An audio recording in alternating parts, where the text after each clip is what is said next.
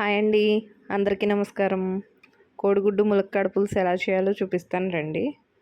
ముందుగా కావాల్సిన పదార్థాలు 3 పెద్ద సైజు ఉల్లిపాయలు చిన్న ముక్కలుగా కట్ చేసి ఉంచుకోవాలి. ములక్కాడ ముక్కలు, ఒక హాఫ్ టమాటా, కొత్తిమీర, కరివేపాకు, ఒక పెద్ద నిమ్మకాయ సైజు చింతపండు నానబెట్టుకుని కోడిగుడ్లు ఉడికించుకొని పెట్టుకోవాలండి. ప్రాసెస్ చూపించేస్తాను. ఫస్ట్ స్టవ్ ఆన్ చేసుకుని కడాయి పెట్టుకుని ఒక 2 గరిటెల ఆయిల్ యాడ్ చేసుకోండి.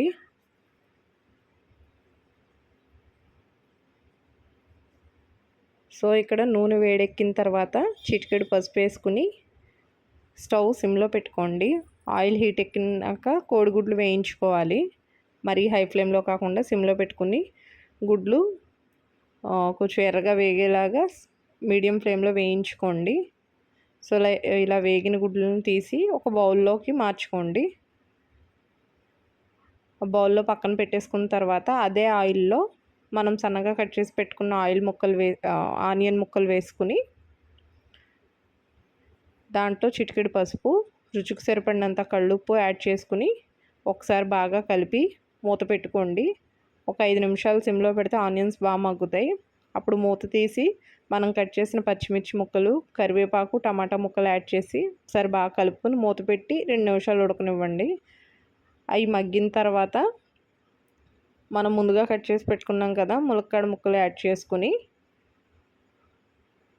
ఇందులో నేను ఒక 1.5 టేబుల్ స్పూను కారం యాడ్ చేస్తున్నాను. అవన్నీ ములక్కాడ ముక్కలకు బాగా పట్టేలాగా కలుపుకుని మళ్ళీ మూత పెట్టి ఒక 5 నిమిషాలు ఉడకనివ్వాలి.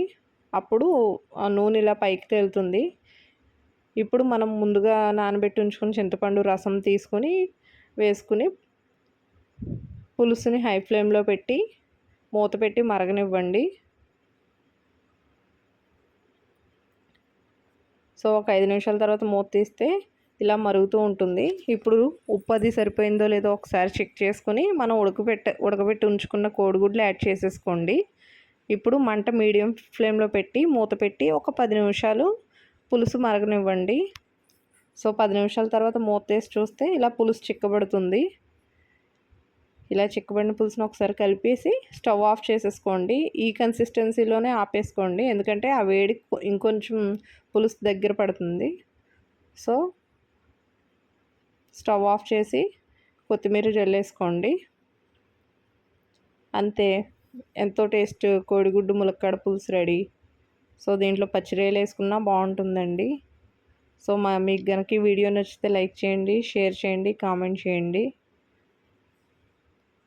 Thank you.